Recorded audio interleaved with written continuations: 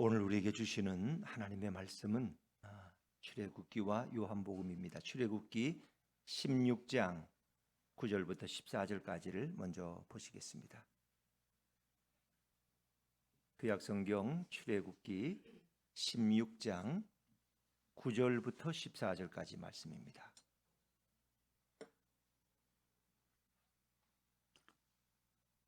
구약성경 106쪽 출애굽기 16장 9절부터 14절까지 말씀을 저와 여러분이 먼저 한 절씩 교독하십니다. 9절부터 14절입니다.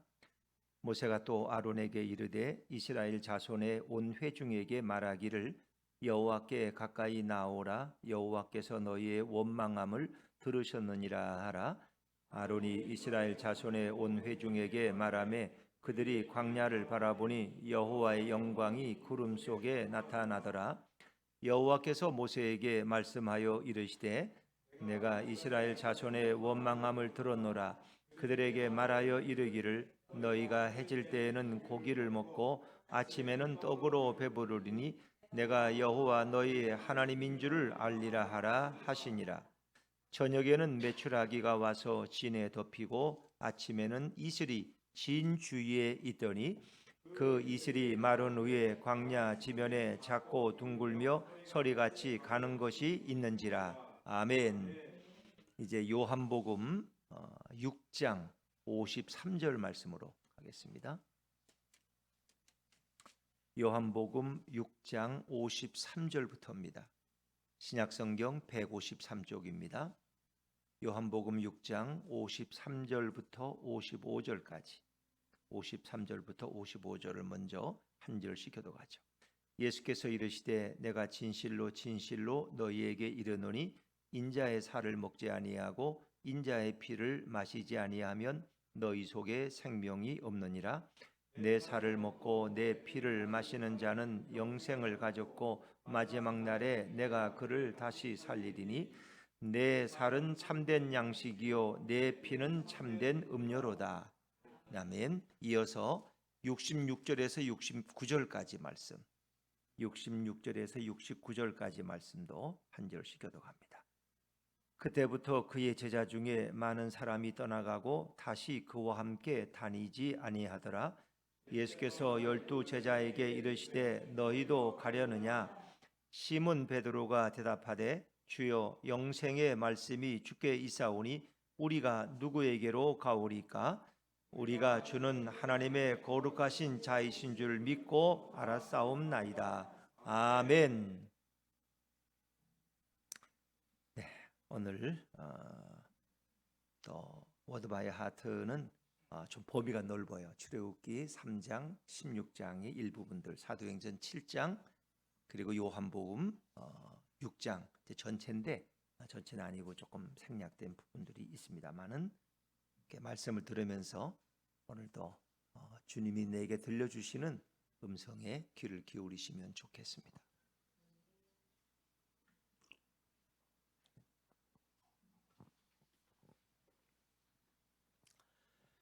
(40년이) 지났을 때에 시내산 근처 광야에서 한 천사가 가시나무 덤불 불꽃 가운데서 모세에게 나타났습니다. 모세는 그 천사의 얼굴을 보고 놀라서 조금 더 자세히 보려고 가까이 다가갔더니 주님의 음성이 갑자기 들려왔습니다. 나는 너희 조상의 하나님, 아브라함의 하나님, 이삭의 하나님, 야곱의 하나님이다 라고 말씀하셨습니다. 하나님께서 계속해서 말씀하셨어요. 나는 내 백성이 에집트에서 고통당하는 것을 보았다. 나는 애굽의 노예 감독들이 내 백성을 때릴 때 그들이 울부짖는 소리를 들었다. 나는 내 백성이 에집트에서 당하고 있는 이 괴로움을 너무나 잘 알고 있다. 그래서 나는 그들을 에집트 땅에서 이끌어내려고 내가 여기에 내려왔다. 나는 이제 그들을 인도해서 넓고 좋은 땅으로 그들을 데리고 갈 것이다. 그곳은 젖과 꿀이 넘쳐 흐르는 아주 비옥한 땅이다. 나는 이제 너에게 말한다. 내가 너를 바로에게 보내려니와 너는 가거라. 가서 내 백성을 에집트에서 이끌어 내어라. 모세가 말했습니다. 하나님, 제가 내 백성에게 가서 내 조상의 하나님이 나를 보내셨다고 말하면 그들이 내 말을 듣고 도대체 너의 하나님의 이름이 무엇이냐라고 묻는다면 제가 뭐라고 대답할 수 있을까요? 하나님께서 말씀하셨어요. 나는 스스로 있는 자다. 스스로 있는 자가 너를 내 백성에게 보낸다. 나는 너희 조상의 하나님, 곧 아브라함의 하나님, 이삭의 하나님, 야곱의 하나님이다. 내가 너를 보낸다. 이것이 나의 영원한 이름이 될 것이고 이것이 너희가 기억해야 될 표가 될 것이다. 그래서 하나님께서는 이스라엘 백성이 그들의 지도자와 해방자로 삼기를 일찍이 거절했던 모세를 다시 그 백성에게 보냈습니다. 모세는 기적과 표적으로 그 백성을 에집트에서 이끌어 냈습니다. 이스라엘 모든 무리가 엘림을 떠나 신 광야로 갔습니다. 신 광야는 엘림과 시내산 사이에 있었습니다. 이스라엘 모든 무리가 광야에서 모세와 아론을 원망했습니다. 그들은 이렇게 말했습니다. 여호와께서 우리를 차라리 애굽 땅에서 죽이셨더라면 좋을 뻔했어. 우리는 적어도 애굽 땅에서는 고기 가마 곁에 늘 살았고 우리는 늘 배불리 빵을 먹을 수 있었어. 당신들은 우리를 이곳으로 이끌어내서 굶겨 죽이려고 하는 게 아니요. 모세가 아론에게 말했습니다. 내 백성에게 전하십시오. 여호와께서 너희의 원망 소리를 다 들었다. 너희는 이제 여호와를 만나기 위해서 나오너라. 아론이 이스라엘 백성에게 말했습니다. 아론이 말할 때 광야 쪽에 여호와의 영광이 나타나고 구름 가운데 그분의 모습을 드러내셨습니다. 여호와께서 모세에게 말씀하셨습니다. 내가 내 백성 이스라엘의 원망의 소리를 들었다. 너는 이제 그들에게 전하거라. 너희가 저녁에는 고기를 먹게 될 것이다. 너희가 아침이 되면은 빵을 배불리 먹을 것이다. 이로 인하여 너희는 나 여호와 하나님이 너희의 하나님인 것을 알게 될 것이다. 저녁이 되자 메추라기가 내려서 이스라엘 백성이 살고 있는 천막을 다 덮었습니다. 아침이 되자 이번에는 이슬이 내려서 그 천막 주변을 다 덮었습니다. 이슬이 거치자 서리 같은 작은 조각들이 땅 위에 남아 있었습니다. 이스라엘 백성들은 그걸 보고 도대체 이게 뭐야? 이것이 무엇이지? 라고 서로 물어보았습니다. 모세가 그들에게 말했습니다. 이것이 바로 여호와께서 너희에게 주시는 양식이다. 이스라엘 백성은 정착할 땅에 이르기까지 40년 동안 만나를 먹었습니다. 그들이 가나안 땅 변두리에 이르기까지 그들은 만나를 먹었습니다. 이 일이 있은 후 얼마 후에 예수께서는 디베랴 호수라고도 불리는 갈릴리 호수를 건너가셨습니다. 예수께서는 높은 언덕 위에 올라가서 제자들과 함께 앉으셨습니다. 예수께서는 자기를 향해서 밀려오는 수많은 무리들을 바라보면서 빌립에게 말씀하셨어요. 빌립아, 이 사람들을 빵으로 다 먹이려면 어디서 빵을 살 수 있겠느냐? 예수께서 이렇게 빌립에게 물으신 것은 그가 어떻게 대답하는가 보기 위함이었습니다. 아니, 예수님께서는 이미 빌립이 어떻게 행할 것을 다 알고 계셨습니다. 빌립이 말했습니다. 여기 있는 한 사람 한 사람이 빵을 한 입씩만 먹는다고 해도 그 빵을 살려면 200데나리온한 돈이 필요할 것입니다. 그때 예수님의 제자 중에 한 사람인 시몬 베드로의 동생 안드레가 와서 말했습니다. 선생님, 여기 한 사내 아이가 작은 보리빵 5개와 작은 물고기 2마리를 가지고 왔습니다. 하지만 이것이 이 많은 사람에게 무슨 도움이 되겠습니까? 예수께서 제자들에게 말씀하셨습니다. 사람들을 다 자리에 앉게 하여라. 그곳은 풀이 많은 곳이었습니다. 대략 남자 어른의 수만 약 5,000명이 되었습니다. 예수께서는 보리빵을 들고 하늘을 향하여 감사 기도를 드리셨습니다. 그리고 나서 그 앉아있는 사람들에게 원하는 만큼 빵을 나눠주셨습니다. 물고기도 그렇게 했습니다. 그들은 정말 실컷 먹었습니다. 식사가 끝났을 때 예수께서는 제자들에게 말씀하셨어요. 먹고 남은 음식을 하나도 버리지 말고 다 모아라. 보리빵 5개로 많은 사람이 먹고 난 후에 그것을 거뒀더니 큰 광주리로 12개나 되었습니다. 예수님이 행하신 이 표적을 본 많은 사람들은 저분이 우리에게 오실 그 예언자가 틀림없어 라고 말했습니다. 예수께서는 사람들이 자기에게 와서 자기를 강제로 데려다가 왕 삼을 것을 알고 계셨습니다. 예수께서는 그곳을 떠나서 혼자 산으로 올라가셨습니다. 밤이 되었을 때 제자들은 갈릴리 호수로 내려갔습니다.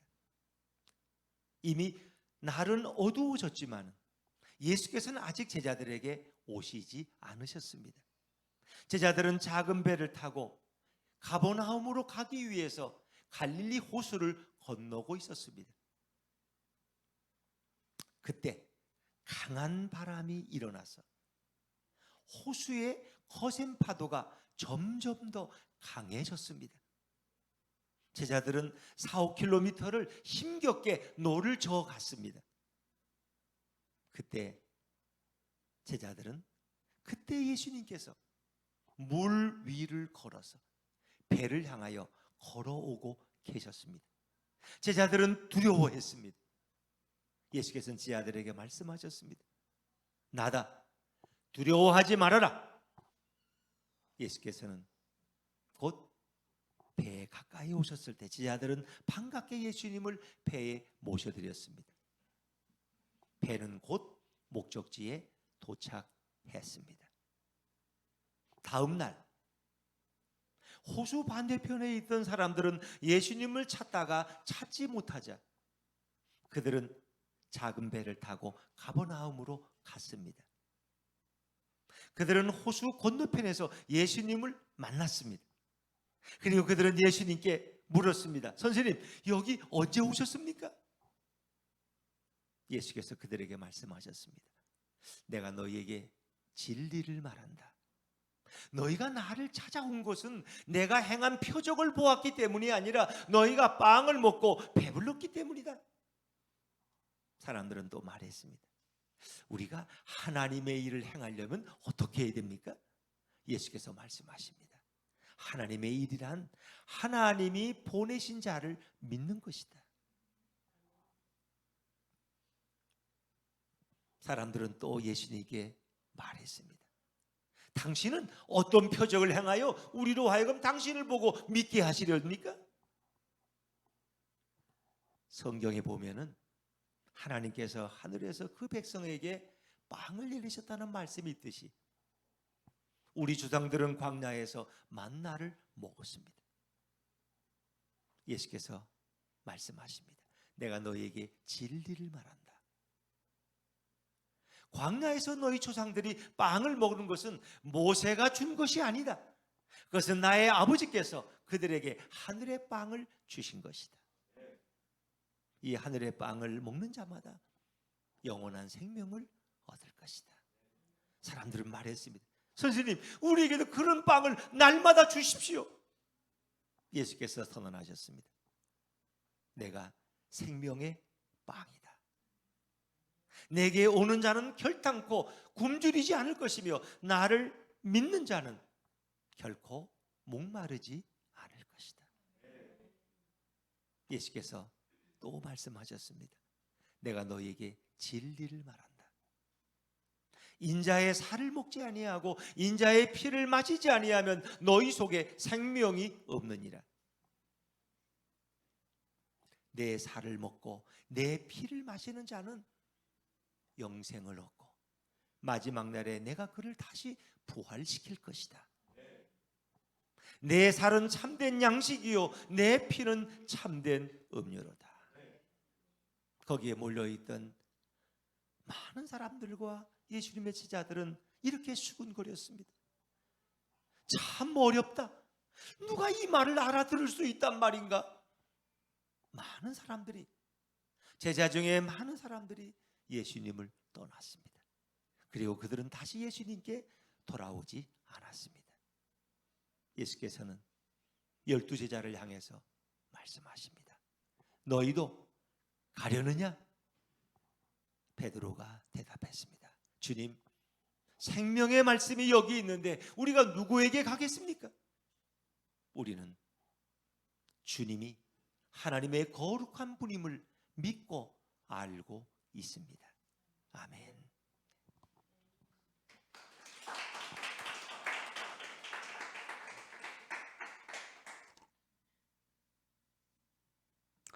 네, 이번부터는 이제 이 구약과 신약을 함께 다루기 때문에 좀 범위가 좀 넓어졌지만은 이제 구약과 신약에서 같은 내용들을 설명할 때 이렇게 붙여서 우리는 예수님 중심으로 성경을 볼 수 있다는 것이 참으로 좋죠.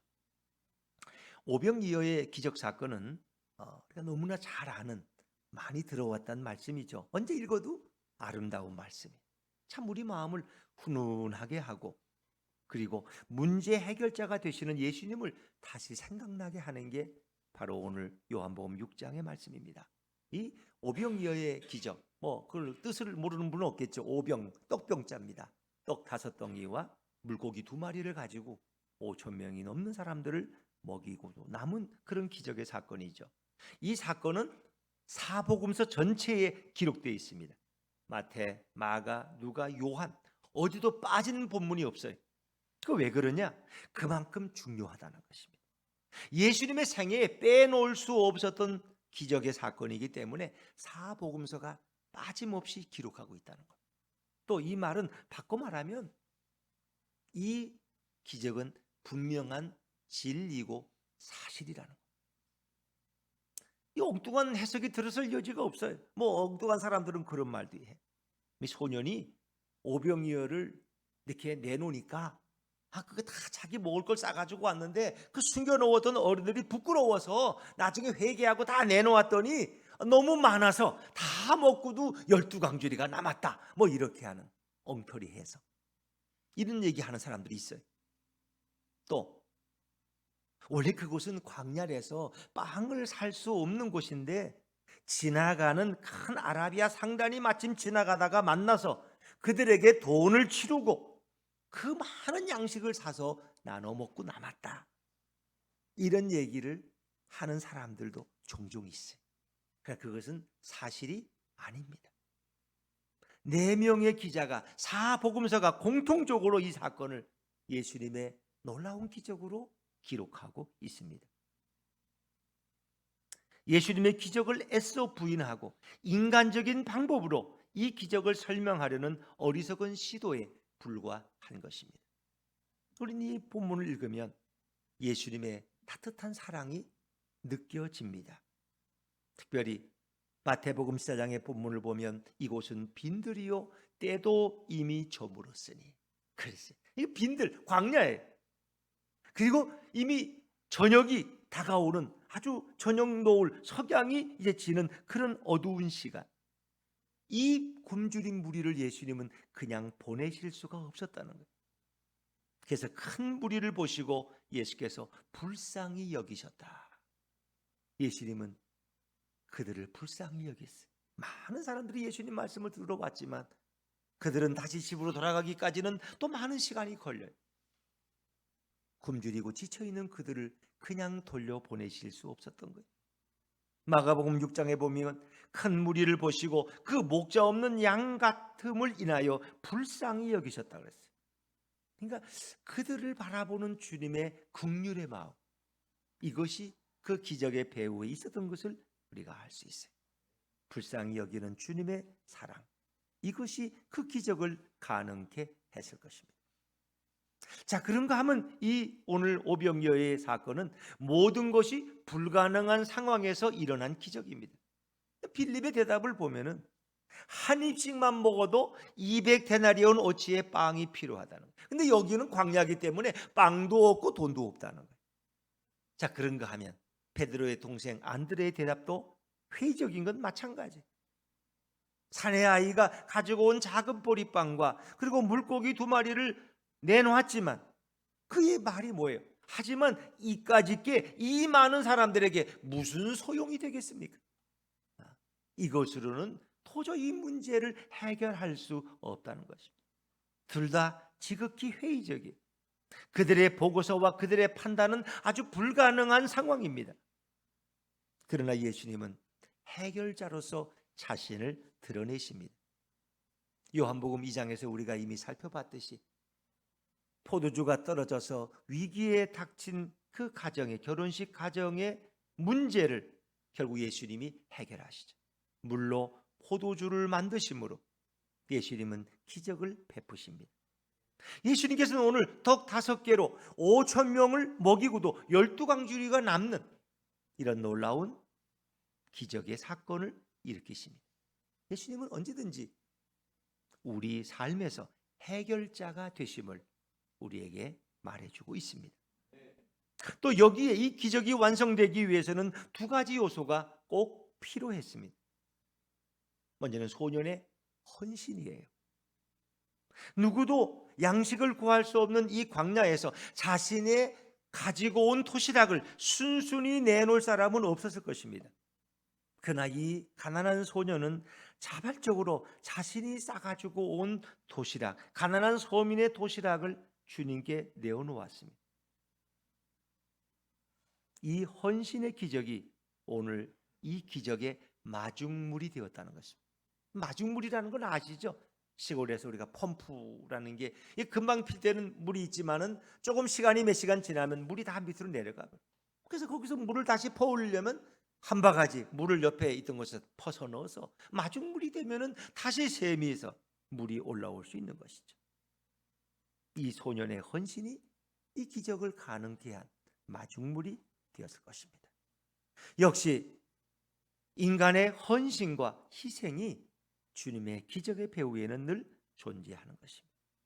또한 여기에는 예수님의 감사가 필요했습니다. 모든 기적의 배후에는 늘 감사가 있어요. 예수님의 기적에는 늘 감사가 따라왔다는 걸 아세요? 오늘 우리 성경 11절에 보니까 예수께서 떡을 가져 축사하신 후에 옆에 있는 자들에게 나눠주셨다. 이 축사라는 유카리스트라는 말은 감사 기도를 했단 말이죠. 제가 쉬운 성경으로 여러분에게 선포해 드렸는데 그때 예수님께서는 빵을 가지고 하나님께 감사 기도를 하신 후 그곳에 앉아있는 사람들에게 그들이 원하는 만큼 나누어 주셨습니다. 이렇게 말했습니다. 여기에는 감사가 필요합니다. 요한복음 11장에 예수께서 죽은 나사로를 일으킬 때도 어떻게 하셨어요? 요한복음 11장 41절에 보니까 돌을 옮겨놓으니 예수께서 눈을 들어 우러러보시고 이르시되 아버지여 내 말을 들으신 것을 감사하나이다. 예수님 하나님 앞에 감사했어요. 그리고 나서 큰 소리로 나사로야 나오너라 라고 소리치십니다. 이 놀라운 기적의 배후에도 감사가 있었습니다. 인간들이 가장 잘 잊기 쉬운 게 감사입니다. 나의 나된 것 하나님의 은혜, 우리는 이걸 종종 잊어버려요. 그래서 성경은 늘 우리에게 감사를 명령하고 있는 것입니다. 여러분이 너무나 잘 아는 데살로니가전서 5장 16절에 18절의 말씀, 모르는 그리스도인이 없죠. 항상 기뻐하라, 쉬지 말고 기도하라, 범사에 감사하라. 이는 그리스도 예수 안에서 너희를 향하신 하나님의 뜻이니라. 우리를 향한 하나님의 뜻은 우리가 감사하기를 원하는 거예요. 감사가 있어야 기쁨이 따라오는 것 아니겠습니까? 오늘 오병이어 사건은 그 자체가 충분히 교훈적이고 아름답고 위대한 기적의 사건입니다. 그런데 우리가 이 요한복음을 살펴보면서 늘 느끼는 게 있어요. 요한복음의 기록은 다른 복음서와는 많이 차이가 있다는 것입니다. 요한복음 기자는 분명한 의도를 가지고 요한복음 6장 전체의 말씀을 이끌어가고 있습니다. 그러니까 없는 것을 만들어 지어낸 것이 아니라 다른 복음서 기자들은 소홀히 했던 것들을 요한복음 기자는 다 기억을 해서 그것을 길게 설명하고 있다는 것입니다.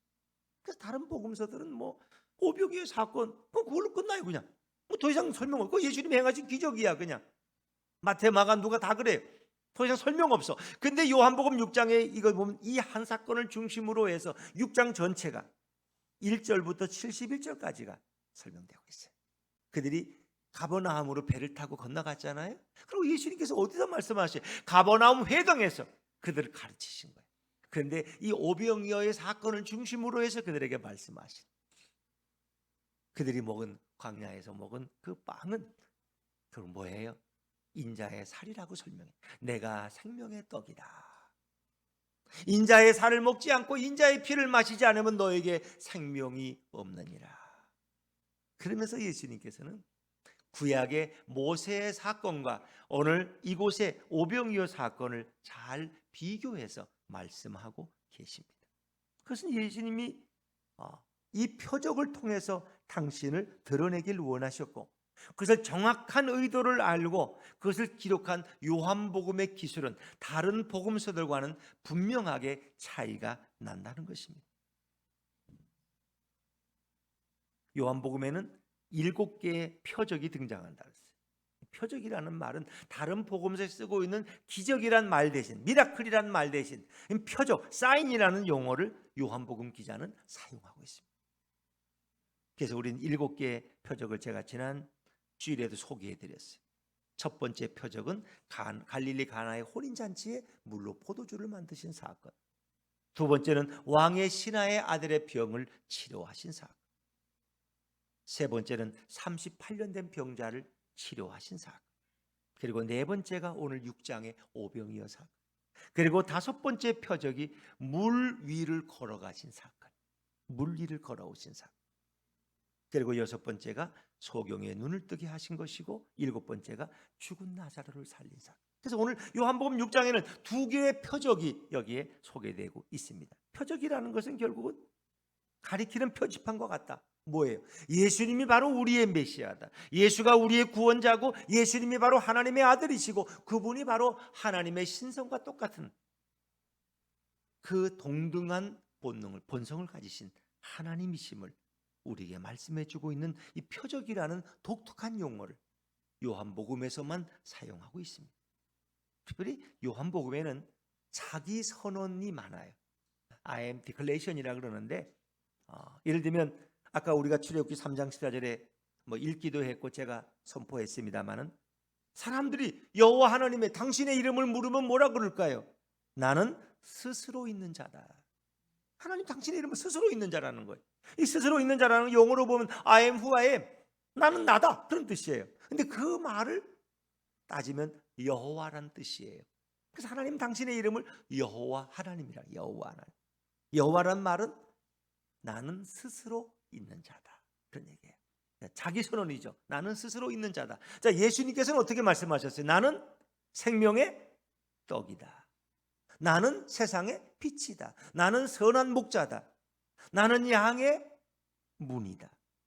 나는 길이요, 진리요, 생명이다. 뭐 어려워요? 예수님, 나는 길이라는 거예요. 나는 진리라는 거예요. 나는 생명이라는 거예요. 그러니까 나를 이렇게 사용할 수 있는 건 하나님만이 사용하는 독특한 어법이라는 거예요. 예수님은 하나님이시기 때문에 그렇게 말씀하시죠. 나는 선한 목자다. 나는 양의 머리다. 나는 생명의 빵이다. 이것은 하나님이 사용하신 용어고 예수님이 사용하시는 어법이에요. 또 예수님께서는 또 복음서에서 자주 사용하는 어법이 있어요. 진실로 진실로 내게 이르노니. 예수님이 사용하신 어법. 진실로 진실이라는 말을 원어로 보면 아멘 아멘이에요. 아멘 아멘. 예수님은 늘 자신의 중요한 말씀을 표현할 때 아멘 아멘, 내가 진실로 진실로 내게 이르노니, 내가 진실로 내게 이른다. 특히 사복음서에 이건 다 나오는 말이에요. 아멘 아멘은 진실로 진실. 그러나 요한복음에 특별히 많이 나와요. 그것은 메시아이신 예수님께서 메시아 되심을 드러내는 하나의 표현이다. 여러분이 그렇게 이해하시면 되겠습니다. 특별히 구약의 본문과 오늘 신약의 요한복음 6장의 말씀을 동시에 읽은 것은 모세와 예수 그리스도를 비교하기 위해서입니다. 그걸 읽는 것은 모세의 유형론이라고도 불러요. 그러니까 모세란 인물은 이 땅에 오실 예수 그리스도를 가리키고 있는 인물이에요. 모세는 이스라엘 백성의 가장 위대한 구원자예요. 그런 인간이지만, 그러나 예수님은 하늘로부터 오신 우리의 가장 위대한 구원자예요. 그래서 오늘 4절에 보면 6월절이 되매 이렇게 시작해요. 본문을 읽지 않았습니다만은 6월절의 전제가 되고 예수님이 오병이어 기적을 행하셔요. 근데 모세는 6월절을 만든 사람이에요. 왜? 6월절은 절기는 이스라엘 백성이 애굽에서 나온 그 절기를 기념하는 것이 6월절이거든. 그래서 예수님도 이 오병이어 기적을 4절에 보니까 요한복음 6장 4절에 6월절이 되어서 이렇게 말씀하십니다. 자, 그리고 모세가 광야에서 만나와 메추라기가 내리도록 하나님의 은혜 가운데 그것을 백성들에게 제공하죠. 예수께서는 광야에서 오병이어의 기적을 행하신 모세와 예수님을 설명하고 있는 거예요. 또 모세는 이스라엘 백성을 이끌고 홍해를 마른 땅같이 건넜습니다. 그래서 그 이어서 바로 5번째 표적이 뭐예요? 예수님께서 물 위를 걸어오시는 거예요. 그래서 그 요한복음 기자의 의도가 뭐냐? 예수님이 바로 모세와 같은 구원자이되 모세를 능가하는 우리의 메시아이시고 하나님임을 드러내고 있습니다. 그래서 예수님은 자신을 생명의 떡이라고 했어요. 모든 생명의 근원 되신 분이 예수님이에요. 인자의 살을 먹고 인자의 피를 마시지 아니하면 너에게 생명이 없다. 예수님께서 십자가에서 자신의 몸을 찢기시고 자신의 보혈을 흘려주신 것을 믿는 자는 영생을 얻는다는 것입니다. 그래서 요한복음은 믿음을 굉장히 강조하고 있다는 거 아세요? 이미 고인이 되셨지만 영락교회를 섬기셨던 한경진 목사님이 한번 목사님들이 모이신 세미나에 와서 그런 말씀을 했어요. 목사님들, 예수님 잘 믿으셔야 합니다. 그랬어요. 그래서 목사님들이 웃었어. 아니, 우리가 그래도 신학교 나온 목사인데 우리 보고 예수를 잘 믿으라고. 예수를 안 믿는 목사가 어디 있습니까? 이렇게 속으로 생각했을 거예요. 근데 그분이 목사님들을 앉혀놓고 예수 잘 믿는 목사가 되시기 바랍니다, 이렇게 얘기한 의도가 뭘까요? 예수를 안 믿는 목사가 어디 있겠어요? 예수를 잘못 믿지 말고 바로 믿으라는. 그럼 믿음을 갖는 것보다 더 중요한 것은 바른 믿음을 갖는 거예요. 요즘 JMS, 정명석 다 그들도 나름대로 믿음을 가지고 그렇게 가서 헌신하는 거예요. 몸을 바치고. 근데 잘못된 믿음, 빗나간 믿음이야. 그 믿음이라고 똑같은 믿음이 아니에요. 예수 그리스도를 메시아로, 예수 그리스도를 우리의 구원자로 하나님으로 바로 믿는 믿음이 필요해요. 더구나 구약의 유대인들도 메시아에 대한 믿음이 있었어요. 그래서 오늘 이렇게 오병이어 기적을 행하니까 사람들이 그 표적을 보고 뭐라 그랬어요? 이분이 그 구약에서 말하는 그 예언자가 틀림없어. 그 예언자, 이건 신명기 18장 15절에 말씀하는 그 예언자는 바로 이 땅에 오신 메시아를 가리키는 말이에요. 그분들도 그들을 메시아로 거의 믿음이 생겨가고 있었어요. 믿고 싶었어요.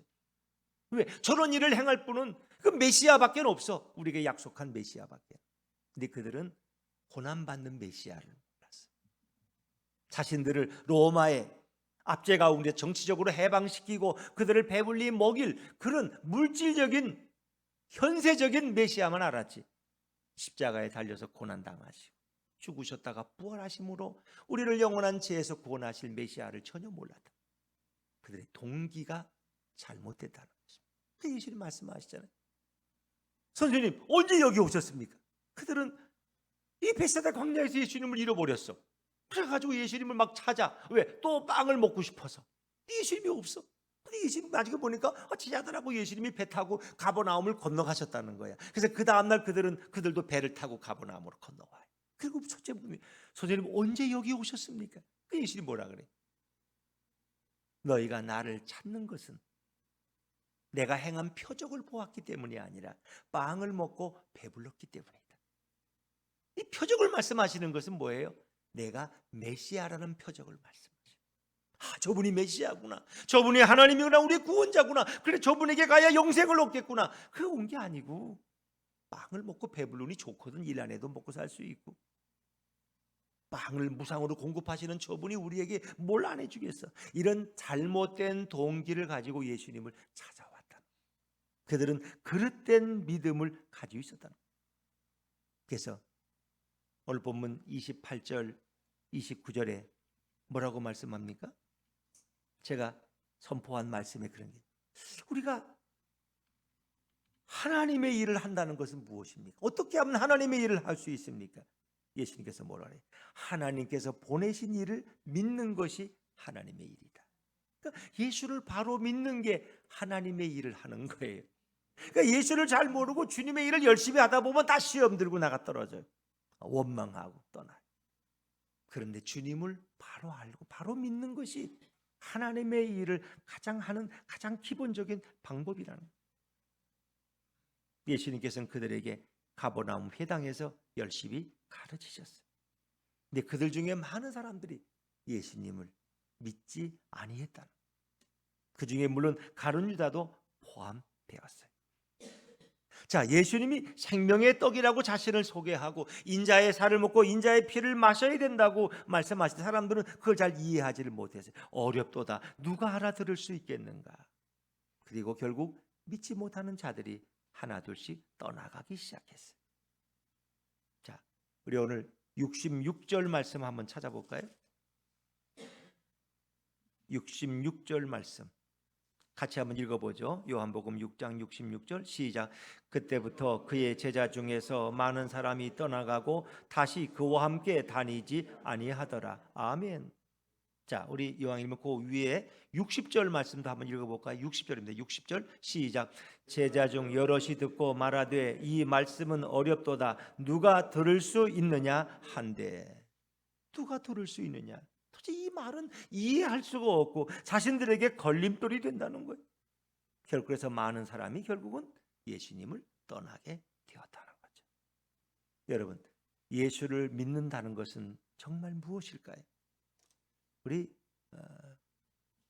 6장 56절 말씀 한번 또 다시 앞으로 가서 한번 여러분 성경책이 있으니까 한번 읽어보죠. 6장 56절입니다. 시작. 내 살을 먹고 내 피를 마시는 자는 내 안에 거하고 나도 그의 안에 거하나니. 아멘. 십자가에서 예수님의 살을 찢기시고 피 흘리신 것을 믿는 자는, 바로 믿는 자는 내가 그들 안에 거하고 그도 나의 안에 거할 것이다. 예수님께서 이 긴 가버나움 회당의 설교를 통해서 모세가 내려준 빵을 먹은 자는 다 죽었다. 그러나 인자의 살을 먹고 인자의 피를 마시는 자는 영원히 살 것이다 라고 말씀하셨습니다. 당신이 생명의 근원이요 생명의 공급자임을 말씀하고 있습니다. 예수님이 어떤 분이시고 예수님이 어떤 일을 행한 것을 바로 믿는 것이 더 중요하다는 거예요. 그래서 결국 예수님께서 67절에 12제자에게 너희도 가려느냐 그랬더니 68절 말씀 읽어보죠. 68절 시작. 시몬 베드로가 대답하되 주여 영생의 말씀이 주께 있사오니 우리가 누구에게로 가오리이까? 영생의 말씀. 한번 빵을 배불리 먹는 것으로 만족하는 것이 아니라 그 빵의 사건을 통해서 예수님은 당신이 진정한 생명의 떡이고 영생의 떡인 것을 말씀하시는 거예요. 나를 진정 믿는 자는 그런 영원히 살 것이다. 그래서 영생의 말씀이 주께 있사오니 우리가 누구에게로 가오리까? 69절 말씀, 69절 시작. 우리가 주는 하나님의 거룩하신 자이신 줄 믿고 알았사옵나이다. 하나님의 거룩하신 자, 이것은 구약에서부터 성자 예수님을 가리키는 표현이 독특한 표현. 하나님의 거룩하신 자, 하나님의 거룩하신 자. 믿고 알았습니다. 우리 많은 분들이 그래요. 뭘 좀 알고 믿어야지. 그래요. 알고, 무조건 목사는 믿으라 그러는데 뭘 좀 알고 믿어야 바로 믿음이지. 물론 맞아요. 근데 우리가 다 우리 지혜로 깨달을 수가 없어요. 그래서 주님은 때로 우리에게 먼저 믿을 것을 요구하시는 거예요. 너가 이해가 다 안 돼도 믿으면 이해하게 될 것이다. 믿으면 알게 될 것이다. 그래서 우리는 하나님의 거룩한 자라는 것을 우리 예수님이 우리가 믿고 알았사옵나이다. 그들은 먼저 믿었다는 거예요. 바른 믿음이 중요해요. 그래서 믿는 자와 믿지 않는 자가 있어요. 가는 자와 남는 자가 있어요. 성경에는 죽정이와 알곡이 있고 곡식과 가라지가 있습니다. 양과 염소는 마태복음 25장의 마지막 심판 때 엄격히 나눠집니다. 거듭난 자가 있고 거듭나지 못한 자가 있습니다. 오늘 예수님의 말씀이 이해가 안 된다고, 불순한 동기를 가지고 내 뜻에 합당하지 않다고 떠나가는 자들도 무수히 많습니다. 그러나 소수의 지자들은 남았습니다. 예수님의 말씀에 생명의 말씀이, 영생의 말씀이 있다는 것을 그들은 알았기 때문에, 더구나 예수님이 우리의 구원자 메시아라는 것을 알았기 때문입니다. 그렇습니다. 주님을 신뢰하고 주님을 믿고 그 십자가의 사건을 온전히 믿고 받아들이고 예수 그리스도를 내 인생의 주인으로 모신 자는 오늘도 이 말씀 앞에 담대하게 살아갈 수 있습니다. 인자의 살을 먹고 인자의 피를 마시는 자는 이미 영생을 얻었고 마지막 날에 내가 그를 부활시키시리라고 주님은 분명히 말씀하십니다. 오늘도 믿음의 주에 온전케 하시는 예수님만 바라고 그 말씀을 따라서 오늘도 한 걸음 한 걸음 믿음의 행진을 계속하는 저와 여러분 되시기를 주의 이름으로 축원합니다. 다 같이 일어나셔서 우리 주가 일하시네 함께 찬양하시겠습니다.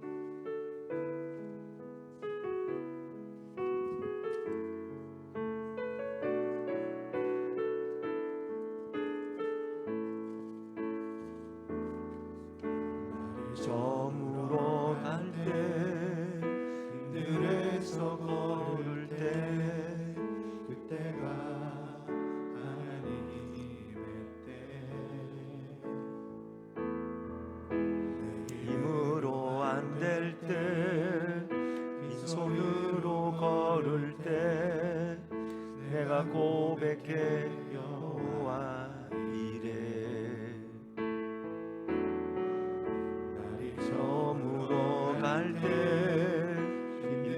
서 걸을 때 그때가 하나님의 때 내 힘으로 안 될 때 빈손으로 걸을 때 내가 고백해 여호와 이래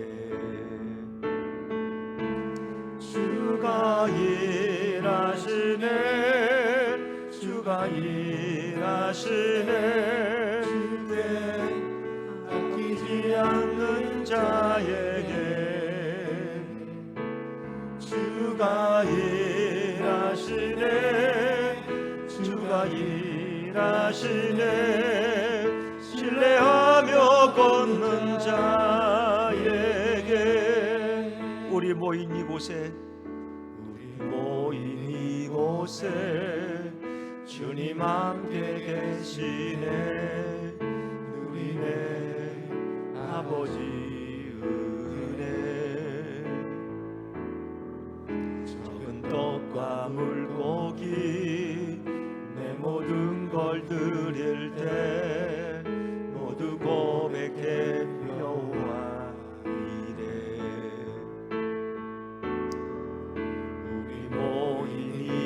곳에 주님 함께 계시네. 누리네 아버지 은혜.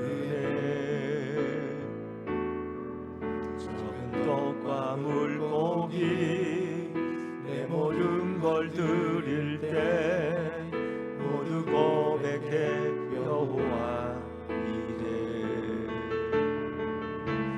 주가 일하시네. 주가 일하시네. 주께 아끼지 않는 자에게 주가 일하시네. 주가 일하시네. 신뢰하며 걷는 자에게 주가 일하시네. 주가 일하시네. 주가 일하시네. 주께 아끼지 않는 자에게 주가 일하시네. 주가 일하시네. 신뢰하며 걷는 자에게 주가 일하시네. 주가 일하시네. 주가 일하시네. 주께 아끼지 않는 자에게 주가 일하시네. 주가 일하시네. 신뢰하며 걷는 자에게 이 시간 말씀을 생각하면서 통성으로 기도합니다.